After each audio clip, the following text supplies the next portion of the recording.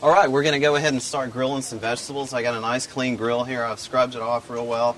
I've got a tiny bit of canola oil on the grill that I applied with a sop rag, if you will, over the top of there. I'm going to go ahead and spray just a tiny bit of grill spray before I throw those vegetables on, because I want some real definite grill marks on these. I want them to look really nice.